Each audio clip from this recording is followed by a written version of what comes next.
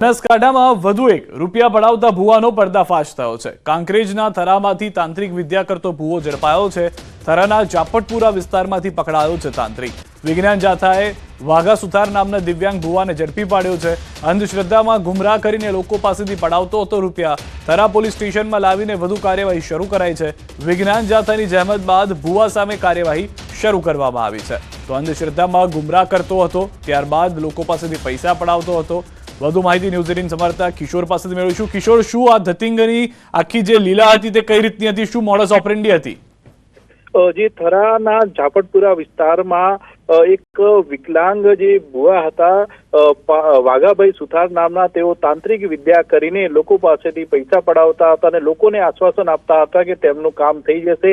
આ સમગ્ર માહિતી વિજ્ઞાન જાથાના ચેરમેન જયંતિભાઈ પંડ્યાને મળી હતી। તેથી જયંતિભાઈએ સ્થાનિક પોલીસ સાથે આ ભુવાના ઘરે પહોંચ્યા હતા અને આ ભુવાને ઝડપી પાડ્યો હતો અને આ ભુવા પાસે માફી પત્ર પણ લખાવ્યું છે અને અત્યારે તો આ ભુવાને થરા પોલીસને સોંપવામાં આવ્યો છે અને આ સમગ્ર મામલે થરા પોલીસે વધુ તપાસ હાથ ધરી છે। આ ભુવા દ્વારા કેટલા લોકો પાસેથી પૈસા પડાવવામાં આવ્યા છે, કેટલા લોકો આનો ભોગ બન્યો છે, તેને લઈને પણ અત્યારે તો પોલીસે વધુ તપાસ હાથ ધરી છે અને આ ભુવાનો પર્દાફાશ થયો છે। સિદ્ધાર્થ, આભાર કિશોર સમગ્ર માહિતી બદલ। તો જયંત પંડ્યાને આપ જોઈ રહ્યા છો જે દ્રશ્યોની અંદર છે કે જેઓએ આ પર્દાફાશ કર્યો છે, પોલીસને સાથે રાખવામાં આવી હતી અને ત્યારબાદ માફીપત્ર લખાવવામાં આવ્યું। કાંકરિયા કાર્નિવલ પહેલા સારા સમાચાર। કાંકરિયાની અટલ અને સ્વર્ણિમ ટ્રેન ફરી શરૂ થશે। થોડા દિવસમાં શરૂ થશે અટલ ટ્રેન। કાર્નિવલના મુલાકાતીઓ ટ્રેનની મજા લઈ શકશે। હરણી દુર્ઘટના બાદ ટ્રેન બંધ કરી દેવાનો થયો હતો નિર્ણય। જરૂરી મંજૂરીની પ્રક્રિયા પૂર્ણ થતા હવે ફરી ટ્રેન શરૂ કરવામાં આવશે। જે ઘટના ઘટી હતી ત્યારબાદથી આ ટ્રેન જે હતી, ટોય ટ્રેન, કે જેમાં મુસાફરો બેસી અને આખા કાંકરિયાનો આંટો મારતા હતા, તે ટ્રેનને બંધ કરી દેવામાં આવી હતી। હવે જરૂરી જે મંજૂરી છે તે મળી ગઈ હોવાની જાણકારી મળી રહી છે, જેના કારણે ફરી એક વખત આ અટલ ટ્રેન શરૂ કરવામાં આવશે। અમદાવાદમાં નકલી રેલવે એજન્ટ ઝડપાયો છે। પીડીએફ એપ્લિકેશનથી નકલી ટિકિટો બનાવતો હતો। ખાસ કોટામાં ટિકિટ કન્ફર્મ કરી આપવાનું કહી છેતરપિંડી કરતો। એક પેસેન્જરની જાગૃતતાથી સમગ્ર કૌભાંડ ઝડપાયું। મોબાઈલમાં ટિકિટ એડિટ કરી વોટ્સએપ પર ટિકિટ મોકલી આપતો। ખરીદેલી ટિકિટ અને મોબાઈલમાં આવેલી કન્ફર્મ ટિકિટનો પીએનઆર નંબર અલગ હતો। ગ્રાહકે પોલીસને જાણ કરતા ધરપકડ કરાઈ। સીસીટીવી ફૂટેજના આધારે પોલીસે કરી ધરપકડ। મધ્યપ્રદેશના ઉપેન્દ્ર ત્રિવેદીની ધરપકડ થઈ છે। આરોપીએ અનેક લોકો સાથે છેતરપિંડી કરી હોવાની આશંકા। અમારી પોલીસ જે ટીમ પીઆઈ શ્રી ગઢવી અને એમની ટીમે સીસીટીવી ફૂટેજને એના આધારે આરોપી પકડી પાડેલ છે, જે ઉપેન્દ્ર કુમાર ગોવિંદ પ્રસાદ ત્રિવેદી, જે મૂળ મધ્યપ્રદેશના છે, તેઓને પકડી આપેલ છે અને તેની પૂછપરછ દરમિયાન આવા લગભગ 50થી વધારે વ્યક્તિઓ સાથે પોતે આ રીતે ડુપ્લિકેટ ટિકિટની પીડીએફ કરી અને એમને વોટ્સઅપના માધ્યમથી મોકલી આપેલ છે એની પૂછપરછ હાલ ચાલુ છે। વડોદરા રોડ પર રજલી ક્રોસિંગ નજીક જ કાર અને ટ્રેક્ટર વચ્ચે અકસ્માત થયો છે। હાલમાં રજલી ક્રોસિંગ પાસેની અકસ્માતની ઘટના જોઈ રહ્યા છો। બનાવમાં ઇકો કાર ચાલકને ગંભીર ઇજા થતા ઘટના સ્થળે મોત નીપજ્યું। અકસ્માતમાં ઇકો કારમાં સવાર ચેતન પાટણવાડિયાનું ઘટના સ્થળે મોત થયું। મૃતદેહને પીએમ અર્થે મોકલાયો છે। બનાવને પગલે રોડની બંને સાઈડ ટ્રાફિક જામના દ્રશ્યો સર્જાઈ ગયા હતા। સુરતના પલસાણાના દસ્તાન બ્રિજ નજીક ગમખ્વાર અકસ્માત સર્જાયો। પૂર ઝડપે આવતા આઈસર ચાલકે મોટરસાયકલ ચાલકને અડફેટે લઈને 100 મીટર ઘસડ્યો, જેમાં મોટરસાયકલ ચાલકનું ઘટના સ્થળે જ કમકમાટીભર્યું મોત નીપજ્યું। આઈસર ચાલકે સ્ટીયરિંગ પરથી કાબુ ગુમાવતા અકસ્માત સર્જ્યો। અકસ્માત સર્જી આઈસર ચાલક ફરાર થયો। અકસ્માતને પગલે પલસાણા પોલીસ ઘટના સ્થળે પહોંચી। સુરેન્દ્રનગર એલસીબી પોલીસે ચોટીલા રાજકોટ નેશનલ હાઈવે પરથી મોટા પાયે ઇંગ્લિશ દારૂ ઝડપી પાડ્યો। ચોટીલા પાસે આવેલા મહાવીરપુરમ મંદિર પાસેથી ઇંગ્લિશ દારૂ અને બિયરની 24,024 બોટલો, કિંમત ₹31,27,000, ટ્રક, મોબાઈલ અને રોકડ સહિત કુલ ₹41,42,000નો મુદ્દામાલ કબજે કર્યો છે। ટ્રક ચાલક દોલારામને પોલીસે ઝડપી લીધો છે। ટ્રક ચાલક સહિત દારૂ ભરી આપનાર, દારૂ મંગાવનાર અને ટ્રકના માલિક સાથે 4 શખ્સો સામે પોલીસ મથકે ગુનો નોંધી તપાસ હાથ ધરી છે। અમદાવાદના સીટીએમ પાસે એસ્ટેટ વિભાગે દુકાનના દબાણો દૂર કર્યા છે। 2 જેસીબી અને દબાણોની ગાડીઓ તેમજ ફાયર વિભાગની ટીમને સાથે રાખીને ડાબી સાઈડના વળાંક પરની પાકી દુકાનો દૂર કરી। જોકે દુકાનદારો પૈકી અમુક દુકાનદારોની હાઈકોર્ટમાં રીટ પિટિશન ચાલતી હોય તેમાં ચુકાદો હજુ આવ્યો નથી અને તંત્ર બુલડોઝર ફેરવી દેવાતા દુકાનદારોમાં રોષ ફેલાયો છે। 25મી ફેબ્રુઆરી સુધીની યથાસ્થિતિ જાળવી રાખવાની સૂચના પણ તંત્ર ઘોળીને પી ગયું હતું.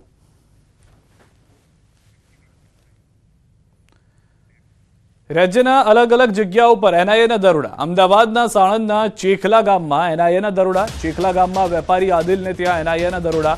આતંકી સંગઠન જૈશ-એ મોહમ્મદ સાથે સંપર્કમાં હોવાની શંકાએ તપાસ. ગઈકાલે રાત્રે એનઆઈએ દરોડા પાડ્યા હતા. વેપારી આદિલ મદ્રેસામાં કામ કરતો હતો. આદિલ ચેખલાની મદ્રેસામાં ટીચર છે.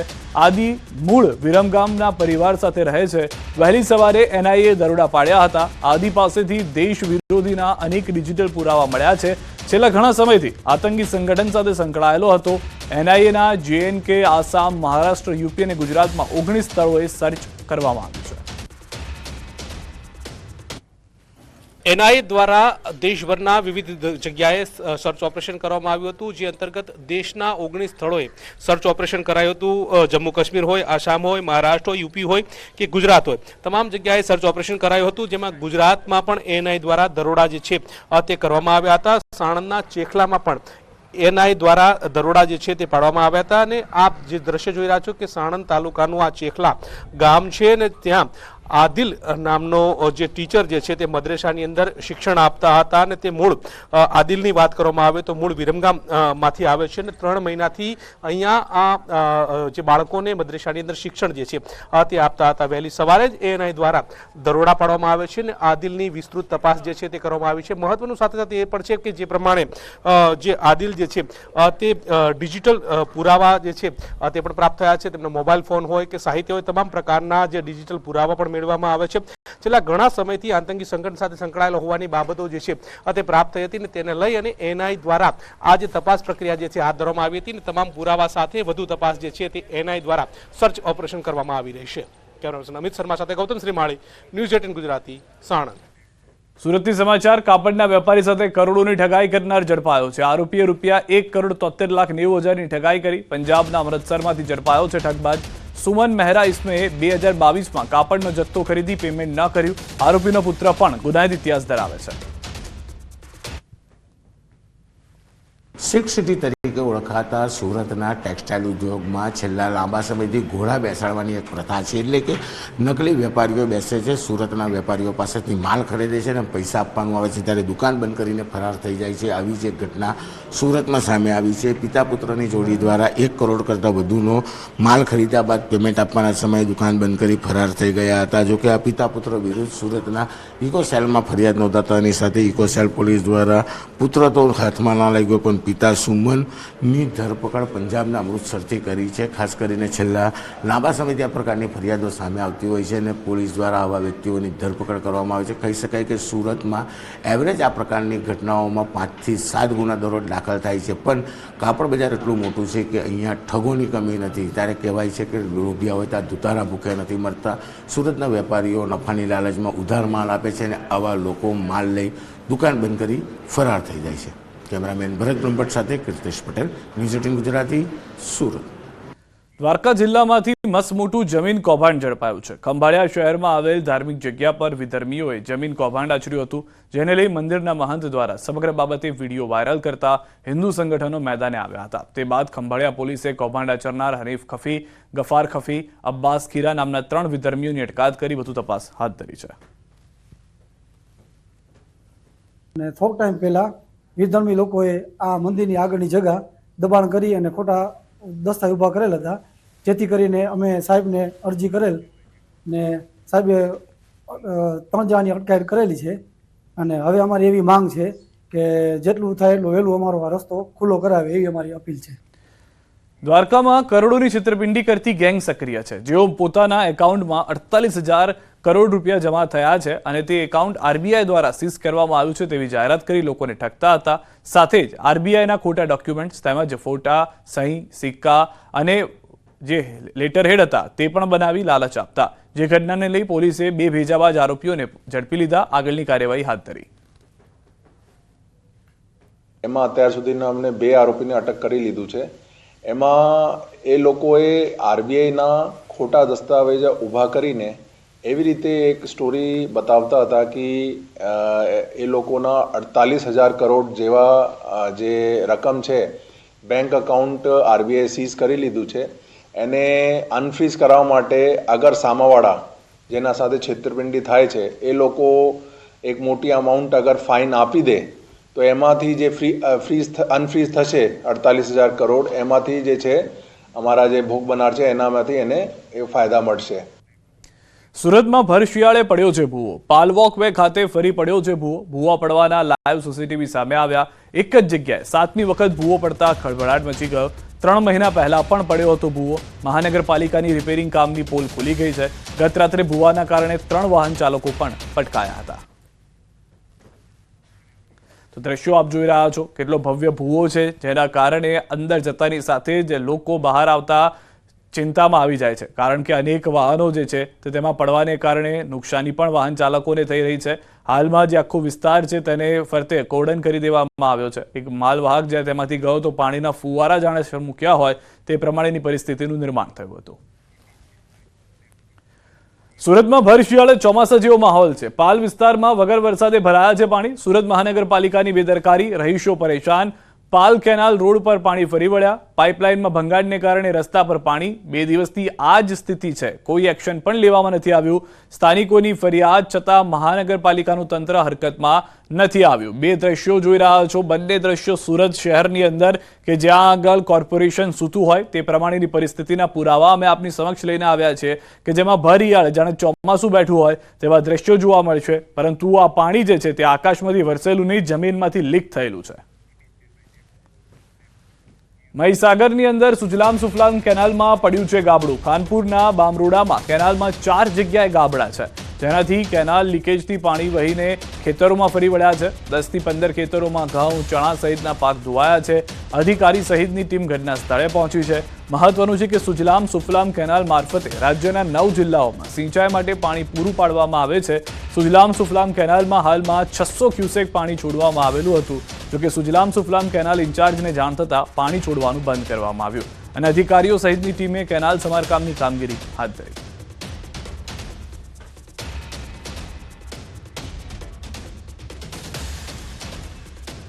આણંદ જિલ્લામાં તાપમાનનો પારો નીચે આવતા બીમારીઓનું પ્રમાણ સતત વધી રહ્યું છે. શહેરમાં શરદી, ઉધરસ, તાવના કેસો સતત વધી રહ્યા છે, જેને લઈ હોસ્પિટલોમાં પણ દર્દીઓને લાંબી કતારો લાગી છે. આ સાથે અસ્થમાના કેસોમાં પણ વધારો થયો. જ્યાં આ દ્રશ્યો આપ જોઈ રહ્યા છો તે પ્રમાણેની પરિસ્થિતિનું નિર્માણ થઈ રહ્યું છે. અમારી ઓપીડી 2094 છે, 1 અઠવાડિયાની ઓપીડી, જેમાં અમારે 107 દર્દીઓ એક્યુટ રેસ્પિરેટરી ઇન્ફેક્શન વાળા નોંધાયેલા છે. બાળક દર્દીઓની જે 2000ની ઓપીડી છે એમાંથી 700ની ઓપીડી બાળક દર્દીઓની છે અને જે 107 જે કેસ નોંધાયા છે એમાંથી 50 એક્યુરેટ રેસ્પિરેટરીના જે દર્દીઓ છે ઓપીડીમાં નોંધાયેલા એ બાળકોના છે. છોટાઉદેપુરના નસવાડીમાં સામૂહિક આરોગ્ય કેન્દ્રમાં એક સાથે 90 મહિલાઓને ફેમિલી પ્લાનિંગના ઓપરેશન માટે લાવવામાં આવી. આરોગ્ય કેન્દ્રમાં 30 બેડની સુવિધા સામે 90 મહિલાઓને બોલાવાય. છોટાઉદેપુર જિલ્લામાં ફેમિલી પ્લાનિંગના ઓપરેશન માટે સર્જન ન હોવાથી નર્મદા જિલ્લામાંથી બોલાવવામાં આવે છે. બીજા જિલ્લામાંથી સર્જન આવતા હોવાથી મહિલાઓને એક સાથે બોલાવવામાં આવે છે અને ઓપરેશન કરવામાં આવે છે. જોકે ઓપરેશન કર્યા બાદ આ મહિલાઓને ક્યાં સુવડાવવામાં આવશે તે સવાલ છે.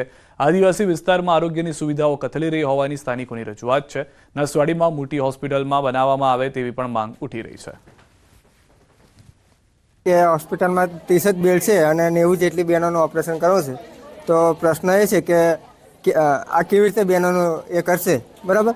અને સરકાર પાસે માંગણી એવી છે કે જે બહેનો છે, બરાબર, એમને આ બેડની સુવિધા વધારે. આપણે સર્જન ડૉક્ટર છે તે ગરુડેશ્વરથી આવે છે, બરાબર. આપણા તાલુકામાં કે કોઈ સર્જન ઉપલબ્ધ નથી, એટલે બહારના જિલ્લામાંથી કે તાલુકામાંથી આવે છે. અને આપણી હોસ્પિટલ અંદાજિત 30 બેડની છે, બરાબર. તેમ છતાં આપણે પૂરેપૂરી વ્યવસ્થા કરશું કે કોઈને ખાટલો બાકી ના રહે, ગાડલું પણ મળી જાય. પૂરેપૂરી વ્યવસ્થા બહારથી ગાડલા પણ અરેન્જ કરી લીધા છે, એટલે દર્દીને અગવડતા ના પડે એ માટે પૂરું ધ્યાન રાખવામાં આવ્યું છે. આઈઆઈએમ અમદાવાદના વિદ્યાર્થીના અપઘાતની ઘટનામાં મૃતકના પિતાએ માનવ અધિકારના દ્વાર ખટખટાવ્યા છે. ગાંધીનગરમાં માનવ વિદ્યાર્થીના પિતાએ માનવ અધિકાર આયોગમાં કરી છે રજૂઆત. મોતની તપાસમાં આઈઆઈએમ મેનેજમેન્ટ ફેલ ગયું હોવાનું વિદ્યાર્થીના પિતાએ આક્ષેપ કર્યો છે. આઈઆઈએમ મેનેજમેન્ટનું પિતા પર મીડિયા સાથે વાતચીત નહીં કરવાનો દબાણનો આરોપ મૂક્યો. વિદ્યાર્થીના પરિવારજનોને સમગ્ર કેસની પોલીસ તપાસ બાબતે અસંતોષ વ્યક્ત કર્યો. મોત મામલે નિવૃત્ત જજ દ્વારા યોગ્ય તપાસ કરવા વિદ્યાર્થીના પરિવારજનોની માંગ ઉઠી છે. स्टार्टिंग पहले दिन से जो बोल रही आज भी वही बोल रही सर. पुलिस ने प्रॉपर इन्वेस्टिगेशन नहीं किया. मैं रिक्वेस्ट करता हूं सर कि प्रॉपर इन्वेस्टिगेशन मेरे सामने होना चाहिए और इन्वेस्टिगेशन मेरी मांग है इन्वेस्टिगेशन जो रिटायर्ड जज से होना चाहिए. તો જે રીતે હાલમાં આપ સાંભળી રહ્યા છો તેઓનું સ્પષ્ટ કહેવું છે કે જે મેનેજમેન્ટ છે તે મેનેજમેન્ટ તરફથી પણ તેઓ સહકાર નથી મળી રહ્યો. બીજી તરફ પોલીસ તરફથી જે તપાસ કરવામાં આવી છે તે સંતોષકારક તપાસ નથી. તેમાં તેઓને કંઈક શંકાસ્પદ હોય તેવું વ્યક્ત કરવામાં આવ્યું છે. જામનગર મહાનગરપાલિકાની સામાન્ય સભા મળી. કુંવરબાઈ જૈન ધર્મશાળા ખાતે જેએમસીની સામાન્ય સભા મળી હતી. મેયર વિનોદ ખીમસુરિયાના અધ્યક્ષસ્થાને સભા મળી હતી. સભામાં મહાનગરપાલિકાના ઓડિટ શાખા તેમજ જુદી જુદી શાખાઓ માટે ભરતીના નિયમો મંજૂર કરાયા. તો બીજી તરફ પ્રશ્નોત્તરીમાં વિપક્ષના નગરસેવકો દ્વારા કામોમાં ગેરરીતિ અને પક્ષપાતના આક્ષેપો કરવામાં આવ્યા. બોર્ડમાં કોઈ પણ જાતનો સંતોષકારક જવાબ મળતો નથી. ક્યાંક ને ક્યાંક આ લોકો ખાલી વાતો કરે છે અને કાગળ ઉપર કામ કરે છે. બાકી જ્યારે કામ કરવાની વાતો આવે છે ત્યારે બોર્ડમાં કહી દઈશું જોઈ લેશું થઈ જશે. એટલે અમે આ બોર્ડમાં જે કોઈ પણ ચર્ચા થઈ એ ચર્ચા અમને લાગતું નથી કે લોકો કોઈ પણ એમાં કાંઈ કામ કરશે. જામનગર મહાનગરપાલિકાના તારીખ 12/12/2024 આ જનરલ બોર્ડમાં સ્ટેન્ડિંગ સમિતિના ઠરાવ 821 તથા 28/11/2024 ભલામણ અન્વયે ઓડિટ શાખાની જુદી જુદી જગ્યા માટેની એસ્ટિમેટ રૂલ મંજૂર કરવામાં આવેલ છે. તો ભરતીના નિયમો મંજૂર કરાયા છે, પરંતુ હાલમાં વાદ વિવાદ જે છે તે જોવા મળી રહ્યો છે. સામાન્ય સભા જે છે તે હંગામેદાર થઈ હતી. જામકંડોરણાના સનાળા ગામે ખેત મજૂરી કરતા શ્રમિક પરિવારના સભ્યોએ ઝેરી દવા જે હતી તે ગટગટાવી ગઈ અને મોતને વહાલું કર્યું છે. પતિએ પત્નીને કામ બાબતે સામાન્ય ઠપકો આપતા પત્નીએ સંતાનો સાથે ઝેરી દવા પીતા ત્રણેયના મોત થયા. પરિવારના અન્ય સભ્યો કામ પરથી પરત આવતા રૂમનો દરવાજો ખખડાવ્યો હતો, પરંતુ સામેથી દરવાજો ન ખોલતા દરવાજો તોડી ઘરમાં પ્રવેશ કર્યો. પ્રવેશ કરતા જ ઘરમાં ત્રણેય સભ્યોના મોત થયા હોવાનું જાણવા મળ્યું. મૃતક મહિલા 36 વર્ષની છે, જેમને તેમની 5 વર્ષીય અને 6 વર્ષીય દીકરીઓ સાથે ઝેરી દવા ગટગટાવી મોત નીપજ્યું છે. પોલીસે આ મામલે આગળની કાર્યવાહી હાથ ધરી છે. હાલ રોકાઈશું.